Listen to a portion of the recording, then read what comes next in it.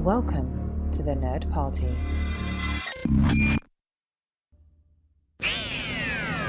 They can travel anywhere in time and space. Off we go into time and space! So all of time and all of space is sitting out there.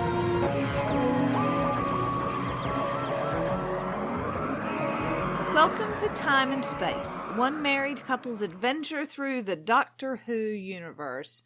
I'm Jessica Nunn. And I'm her always animated companion, Phillip Gilfus. Right, what shall we start with? We actually had some fan art for Time and Space, and that was very fun to wake up to on Twitter. Yes, that was incredibly exciting and a little bit for me disconcerting. As someone who's completely new to this podcast world, yeah, it was really interesting to see someone I didn't know at all making art for a show that we send out into the world. Art upon art. So we want to send thanks to Damien Haywood for that great work of art. Thank you, Damien. Yeah, you can find him at DamienJH on Twitter, and you can see that art for yourself, or I certainly retweeted it, and the Nerd Party Twitter retweeted it as well. So it's pretty awesome, and thanks again. Yes.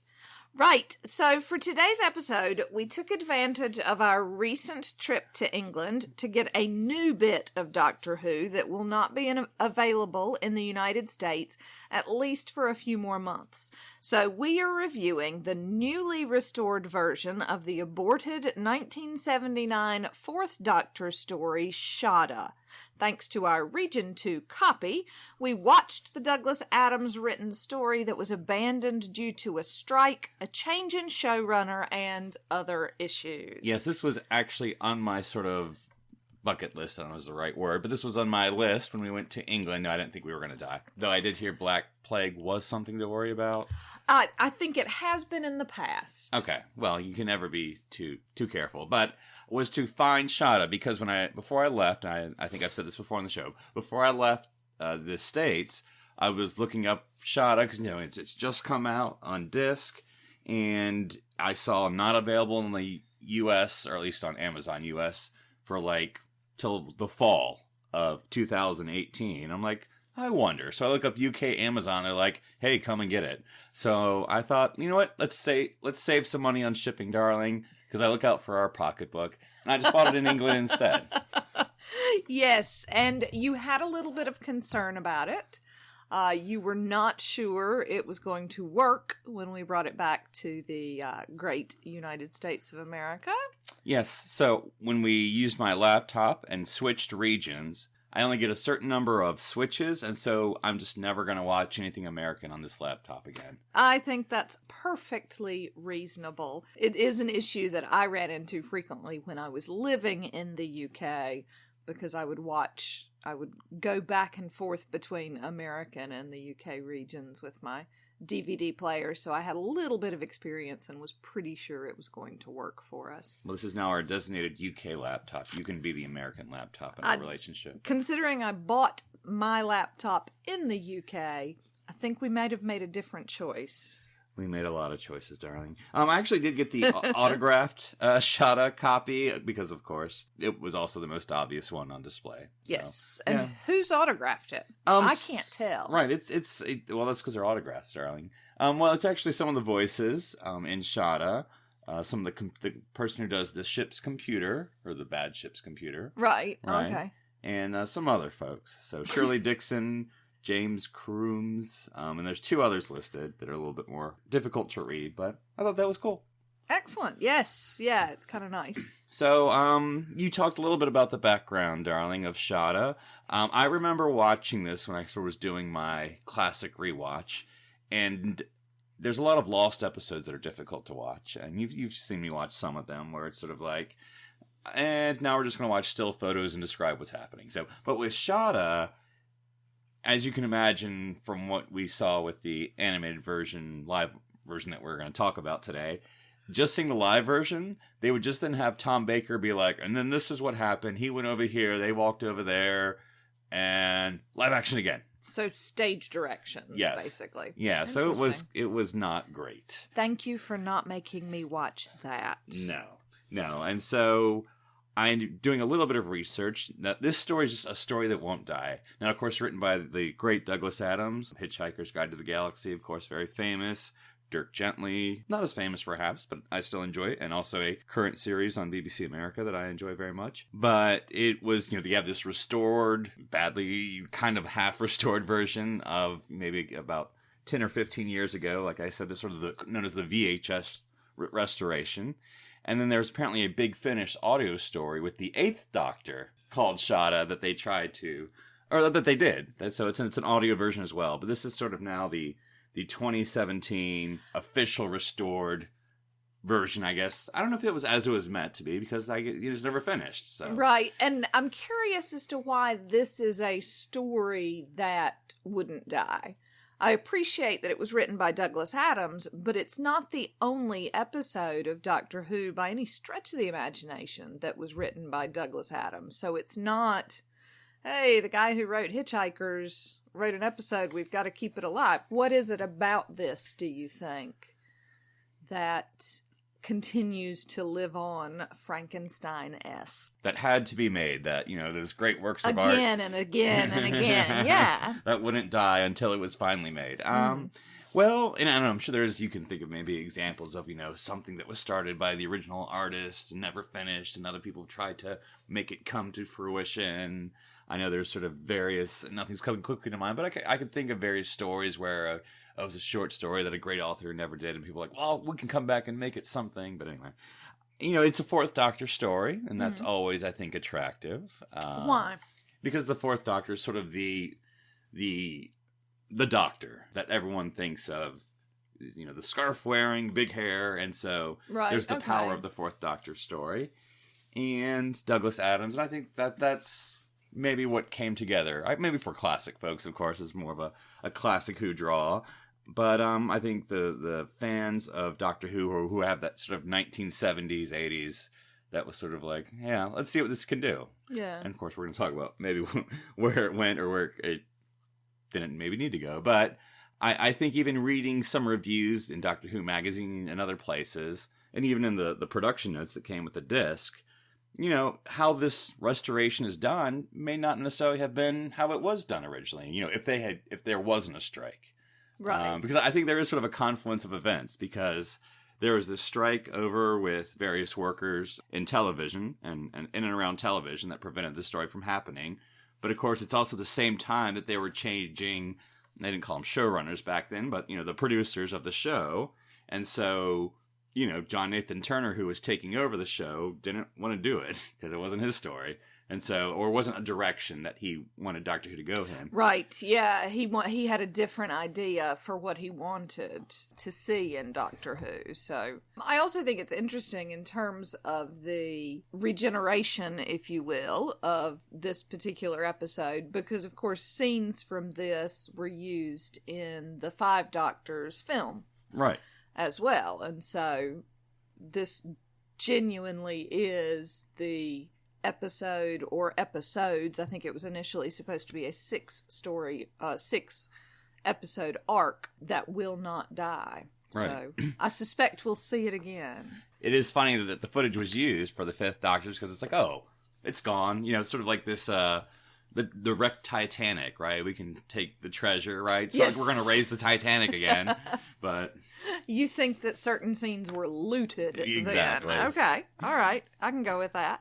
But, so again, this was sort of, Douglas Adams was the script editor of that season, and this was actually his last hurrah on Doctor Who, so that may have been another bit to add to the legend, that this is his last bit of Doctor Who-dom, because this is when he had just started to get acclaim with Hitchhikers and was going to move on now to that other part of his career. And then you had Graham Williams, who was ending his turn on Doctor Who, who I guess still wanted to go out with a bang, because I guess this was sort of the 1979 going into the 1980s, sort of a chance to do something big, and hurrah, and Doctor Who, and then it's sort of just, this is sort of before maybe Christmas specials were that common, and this might have been that big. Although they did talk about turning it into a Christmas special of some sorts, and then that never bore fruit either. So, and maybe that's it. Maybe the idea of, there have been so many times when people have wanted to bring it back. So then it becomes this albatross around Doctor Who's neck, you know, of the show that you just can't make happen, and so everybody has to give it a go. It's sort of like Terry Gilliam's, like, Man of La Mancha, or other things that these projects he keeps trying to make and can never get it made, you know, or at least for those who understand that reference. It's just a movie he's been trying to make for, like, probably his whole life, and he keeps failing for one reason or another. But enough about the production, even though I think there's a lot of good stories there. Let's talk about the actual story itself, Shada. And I think for purposes of discussion, we're going to create some artificial separations, because it is presented as a full feature-length story. There's no stereotypical, you know, serial, like, oh no, he's in danger. Cliffhanger, which I think actually may have helped, honestly. Yeah, I kind of agree that it seemed to flow nicely into this full 2-hour production. But, so we're going to go for part 1 is where we're going to call it, basically going to call that Cambridge, and part 2 is going to be called TARDISes in Space. So, and I think we should definitely make TARDISes a thing. Exactly. I think that needs to go into the dictionary next year. Right. So we sort of have part 1 where we're introduced, of course, to the 4th Doctor and Romana II, as I like to call her, but we'll call her Romana from now on, hanging around Cambridge, and then we sort of get the mysterious Skagra and his think tank, because he sort of just starts off the whole show and then goes into the titles. We're like, what's going on here? Yeah, sort of waking up, being the only person in this circle who has woken up, and then there's the sphere, and And then we have the absent-minded Professor Chronotis, who I absolutely love. Would you like tea, 1 lump or 2? What about sugar? Just love it. And then we have young Chris Parsons and Claire Kitely. Okay. Though she prefers Claire. Yeah. Don't call her Kitely. No. But anyway, and those are sort of the other characters we get introduced to. Well, what did you sort of think of, hey, we get to be on location in Cambridge, which seems to be really the emphasis of the first part? It does. I mean, they are literally punting down the River Cam. Which is very strange. Strange isn't necessarily the right word, but there does seem to be this emphasis on the punting. I enjoyed it as someone who has previously punted on the cam. But, And then the moment I haven't had this moment very often, particularly when watching older Who, of, hey, I remember this from the film, you know. Yes, I think it was Douglas Adams, of course, talking about his time enjoying life at Cambridge. So. Yeah. But, it does give that nice, interesting feel. Again, on location. We're not in a quarry in Wales for any of this. Right. And so, which I think is, it's a nice change. It does brighten things up. I think it's very interesting to learn more about the Professor because, surprise, surprise, or spoilers alert, he turns out to be a Time Lord. Yes. And that's not a huge spoiler alert. We know that fairly early on, don't we? And I'll admit, the more we got through part 1 and part 2, but I'm just sticking to part 1, it does seem really like a Douglas Adams story. But I think Douglas Adams marries very well with Doctor Who, and I think that's the whole point of him, of course. But, for those who do know the Hitchhiker series, you'll find the humor, the tone very much in Shada, with the circular talking and the wordplay and the characters and humor and bizarring, and I think the Professor varies much a Douglas Adams character. Yes, absolutely. I also found echoes of Terry Pratchett, and I'm not 100% sure why, but there was a lot about this that reminded me of Terry Pratchett, so British writers of the same sort of era. Well, I thought it was interesting that, especially comparing to New Who, that just Time Lords are everywhere in this time period. We're not the lone survivor. Yeah. It's like, because we have Romana as a Time Lord, and the Doctor's a Time Lord, and Professor's a Time Lord, and people know about Time Lords. And... Yeah, that was... I have found that, and there are TARDISes, TARDISes everywhere. Yeah, that's a completely different, and maybe at one point during this podcast, not this particular one, but as we go through the season, where we can talk about when that stops being a thing. Right, and whether that helps or hurts. Yeah. Because I think there's a lot of things I'm looking forward to us talking about, especially the trial of the Time Lords, whether I'm talking about the Second Doctor or the Sixth Doctor, of the Time Lords, putting the Doctor on trial and how that turns out. But anyway, that's par for the course here. But I think it is interesting to sort of have that still part of the mythos at this point in Doctor Who. Yes. I like the fact that we get a TARDIS within a TARDIS. I find that to be a very interesting thing. And the Professor is totally cool with it. Somebody comes in and points out the fact that he has a TARDIS in the corner of his offices, and he's like, oh yes, someone must have left it. And also his offices, to me, particularly with the TARDIS in the corner, reminded me a little bit of Peter Capaldi's offices in the third season of his run. Yeah, when he was teaching. Yes, and had the TARDIS hanging out in his office. Yeah. What did you think of the mysterious Skagra and his, what do we call it, sphere of memory death? Because that's about most of the first part, is the sphere bouncing around. Yeah, it felt very old school Who. Mm-hmm. I mean, nothing like a good sphere bicycle chase. Right. Absolutely. I think that is quintessential Doctor Who. But yeah, for me, it felt a little bit cardboard villain old Who. I think it was a rubber ball. Okay. Shut up. But that wasn't nearly, I didn't find that nearly as riveting as the Professor scenes. Or the mysterious book that's not a book. Or the mysterious book, yeah, where they, when Chris Parsons takes it home and he's going through it and the clock behind him goes backwards and then forwards and, things like that. I found that stuff much more interesting. That felt more like the Doctor Who that I watch, as opposed to the old school villains. And then we had Skagra's cloaked ship in, I don't know what you call the park, but in the park near Cambridge. I don't know if there's a specific name, I'm sure. But anyway, though it did remind me, because the way it's shot, of course, both in live and animation, is that you go up a ramp and then you're invisible. It reminded me very Star Trek IV Voyage Home in San Francisco, or I guess in the park there, and just, remember where we parked and cloak ships and yeah, it did me too, and that makes me very sad. That you now have nerd references. I now have nerd references. I don't know how I feel about that. But yeah, that's pretty much just more chasing balls and books, and that's more or less what takes up a good half of the Shada. Yeah, definitely the first hour or so before it.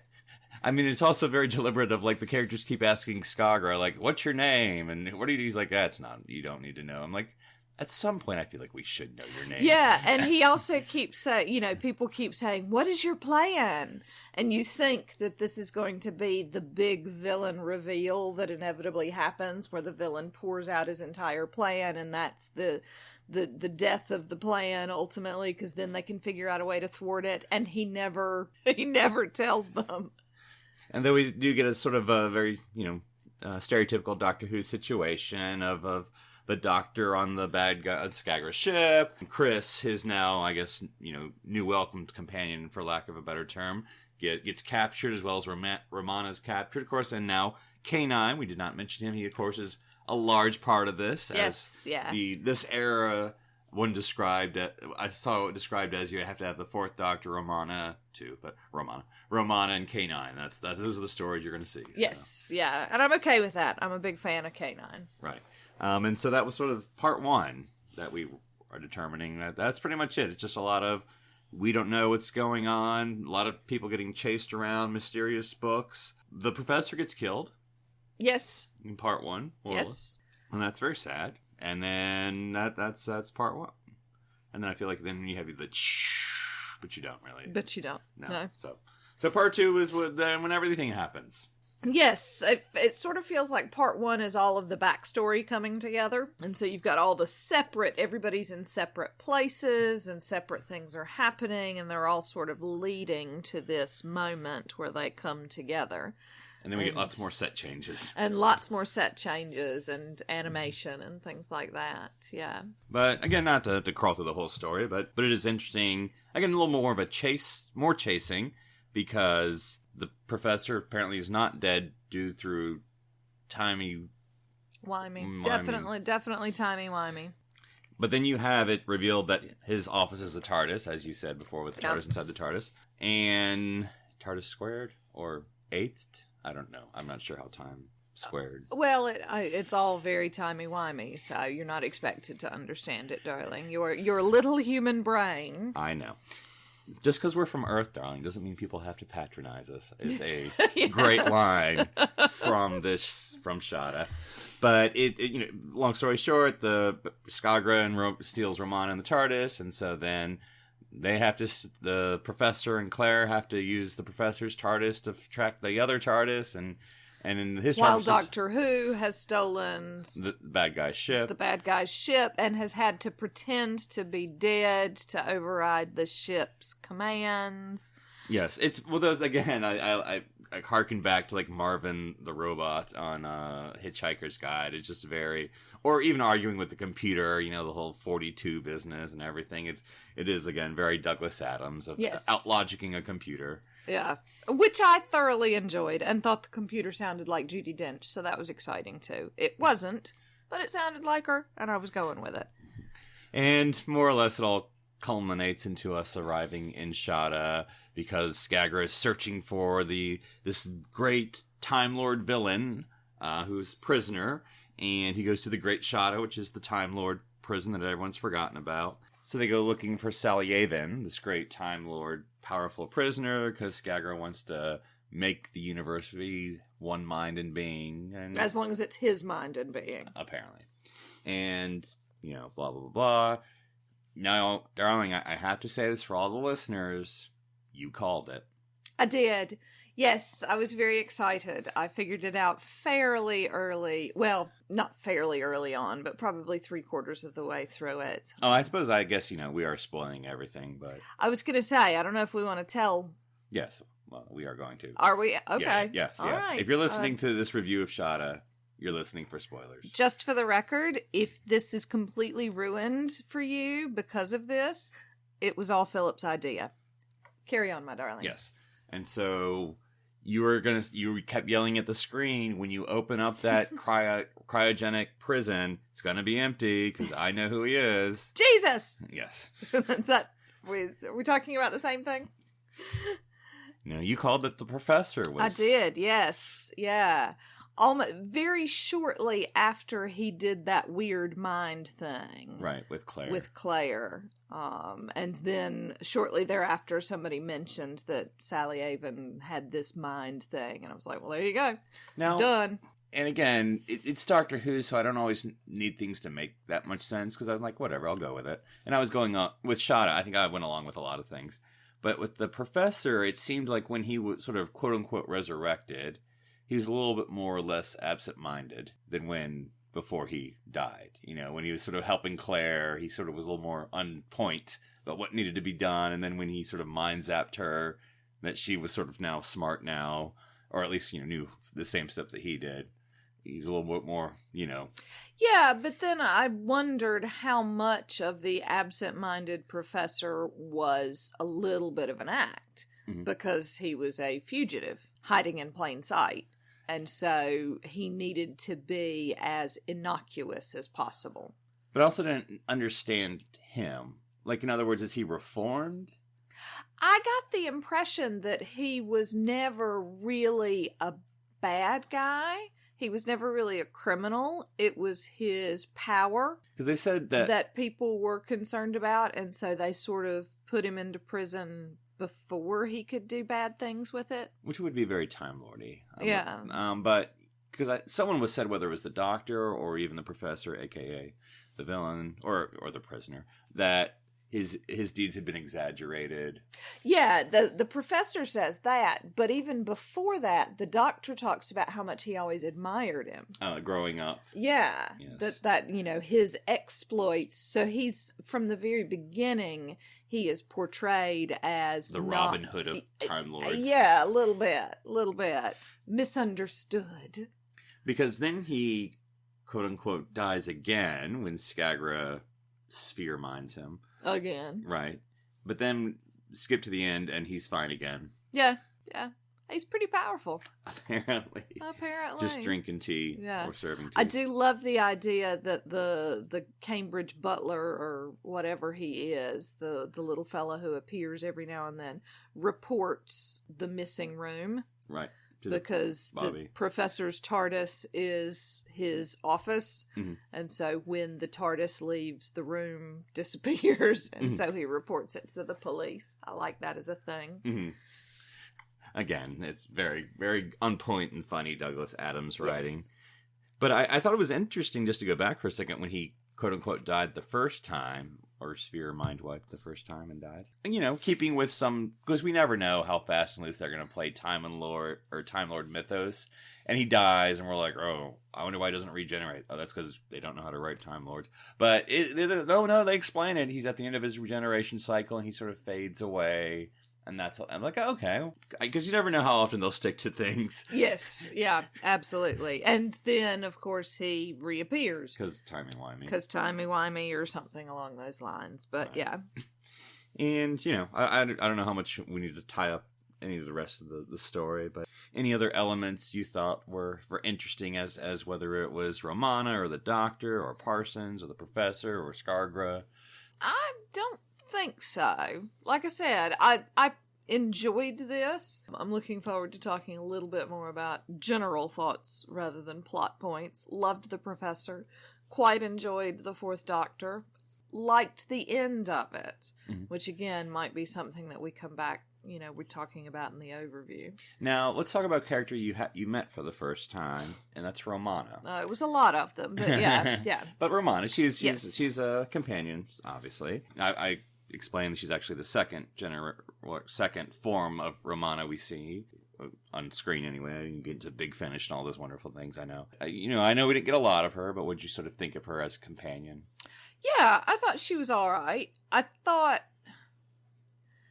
maybe it comes up in other episodes, but to me, she was just a regular old companion. There was nothing, knowing she was a Time Lord didn't change anything.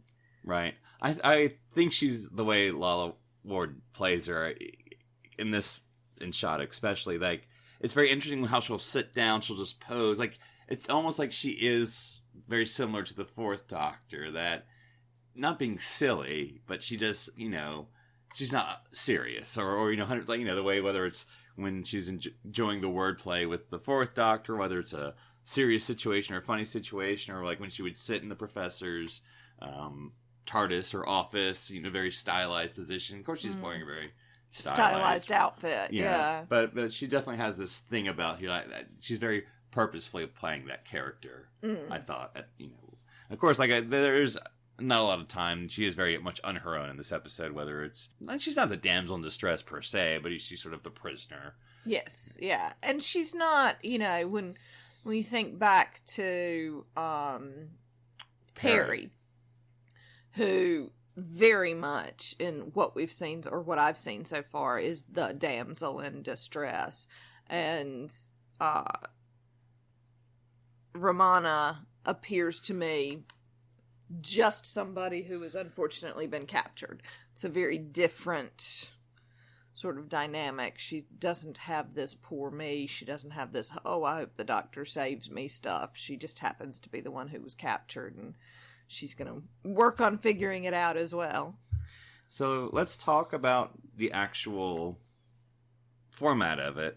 There's, again, with this being the restored version, I'd say, you can correct my off the top of the head math here, but 1/8 live action, 7/8 animation. Maybe that's being a little too much, but yeah, I thought thought there was more live action. There was more live action than I certainly expected. So maybe a fourth and 3/4, or I might even go higher than that, but I don't know. Mm-hmm. Yeah, I would have gone maybe 30% or even higher.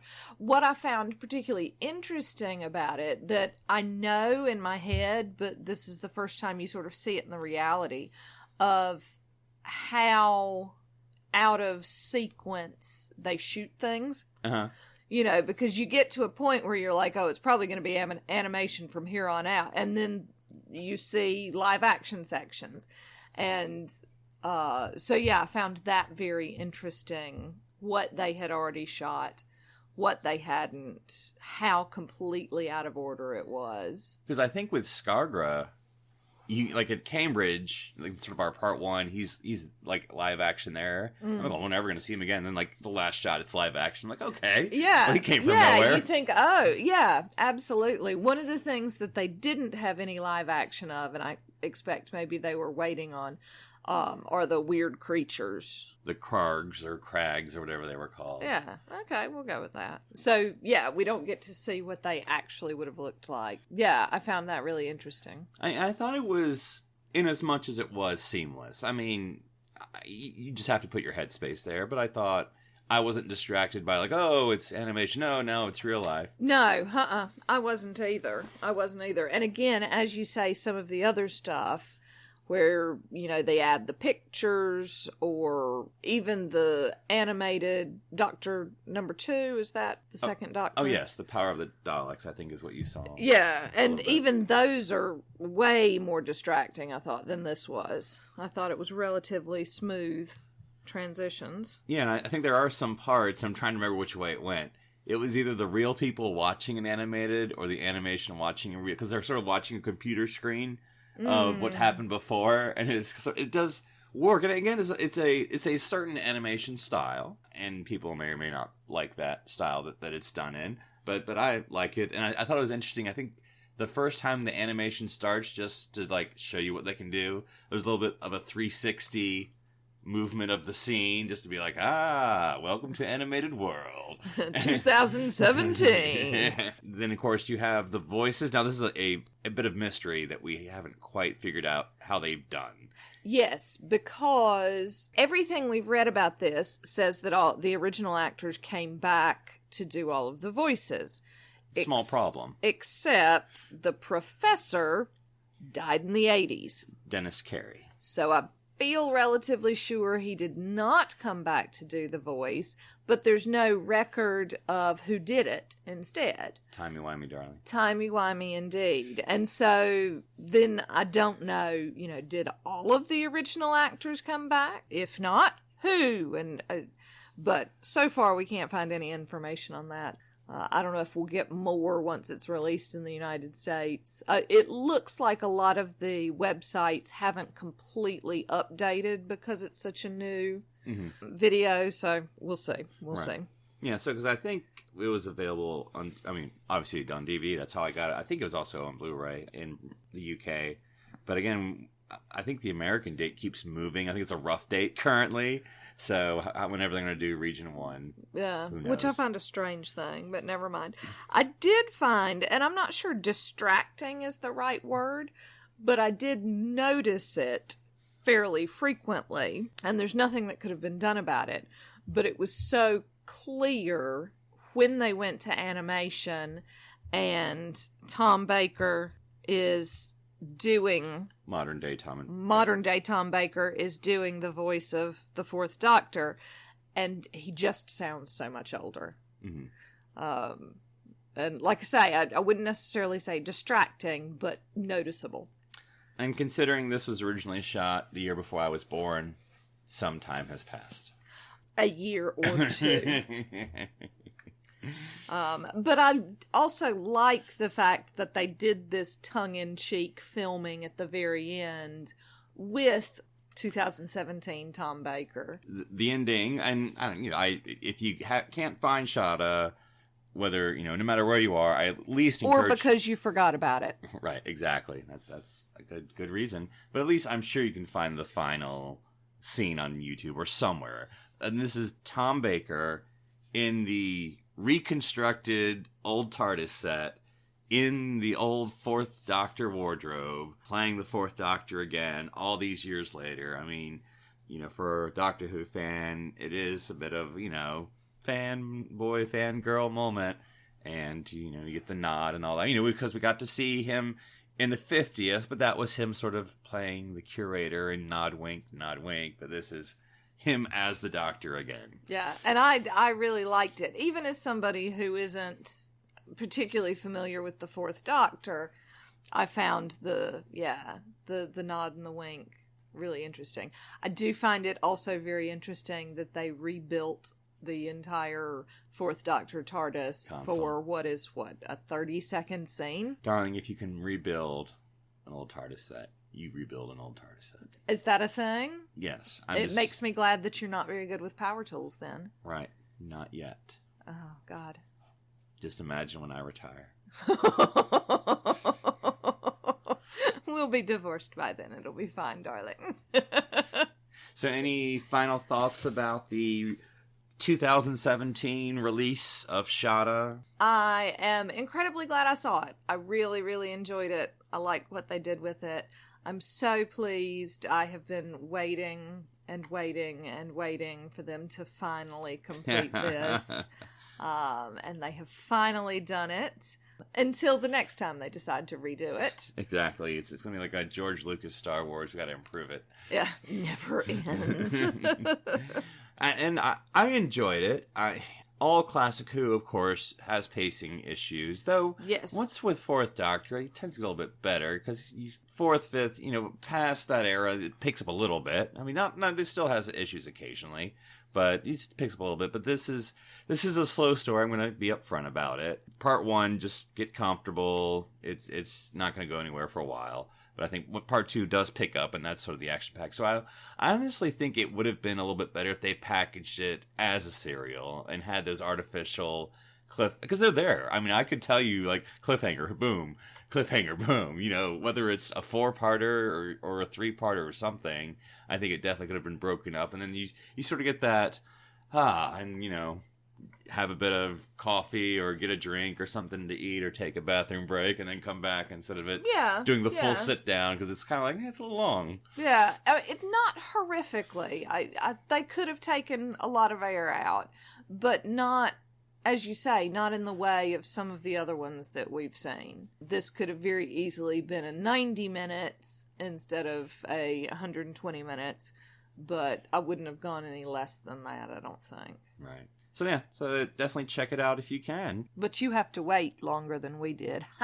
Americans.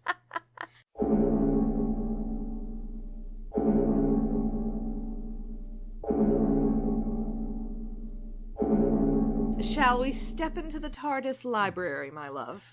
Yes, and I thought instead of talking about a Classic Who episode, because that's what we just talked about for our main part, we'd kind of talk about a little bit of real-life history. What you want to talk about, darling, is gossip, if I'm not mistaken. Tabloid. Just coming from England, I'm there into, I've sold a story about you, darling. I hope you're happy. No, I thought we'd talk about, since you were introduced to the Doctor and Romana, played by Tom Baker and Lalla Ward, I thought we'd talk about, since we're married, when the Doctor married his companion in real life. Yes, and the Doctor married his companion in real life in December of 1980. How old were you, darling? I would have been a few months old. Yeah, that's cute. I think I could have fit into a Christmas bow and stocking and taken an adorable photo. Yeah. I mean, to be fair, you did that this year, too. Right. Well, if you got one of our postcards, you know what we're talking about. But yeah, I thought this was interesting. They had been working together for a few years, on set. And, modern movies and TVs are filled with couples working together, whether they're already married or not, and or whether they're married to other people or not. Yeah, and getting married, and because whether it's the you're just working with this other person as much as you would work with a spouse, and whether it's real or imagined, that intimacy. And right, I think you need to be just a little bit careful with the way you're describing this, considering you and I had an office romance. Right, and now see how we work together. Yeah, good point. Yeah. All right, carry on. But anyway, so they were married and then divorced 16 months later. Yes.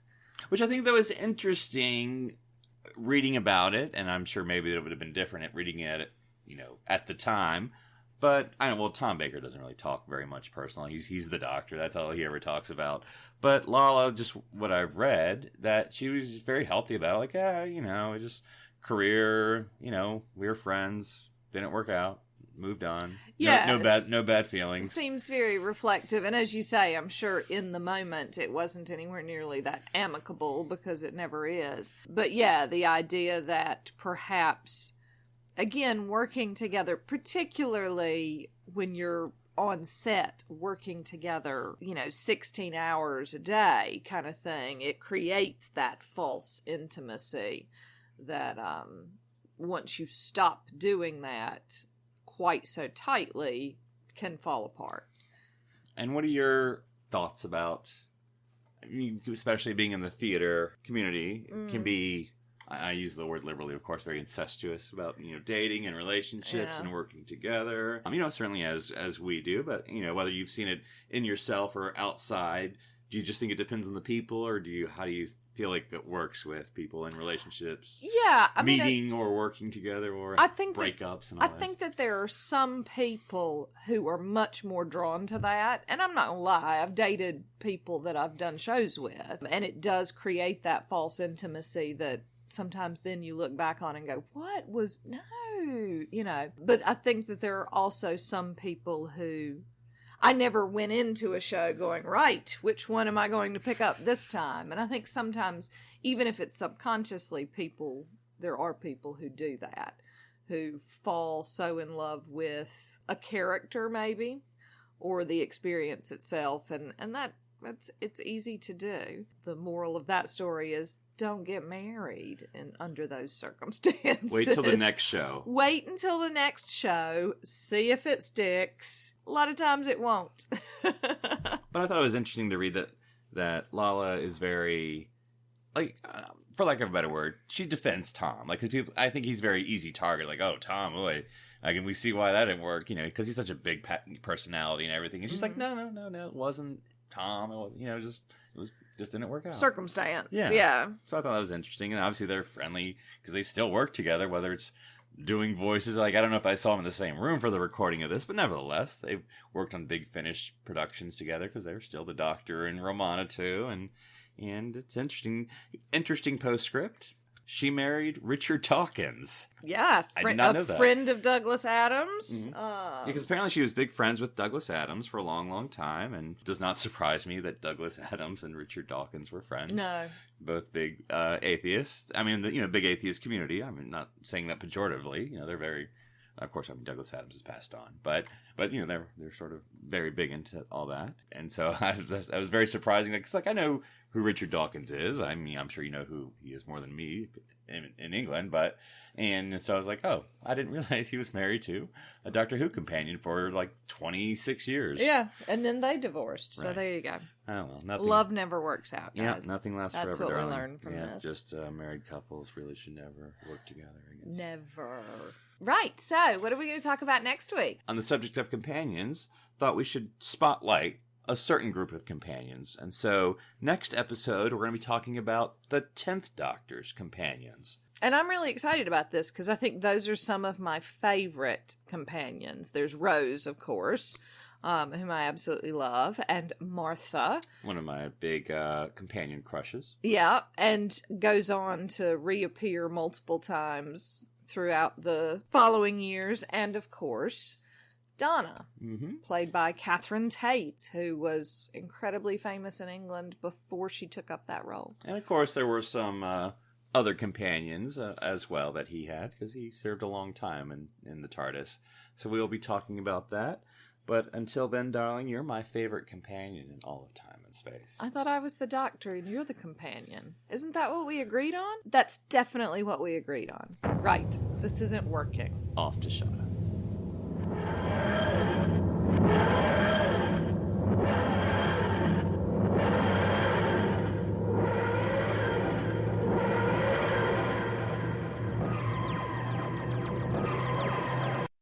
This is BBC Television.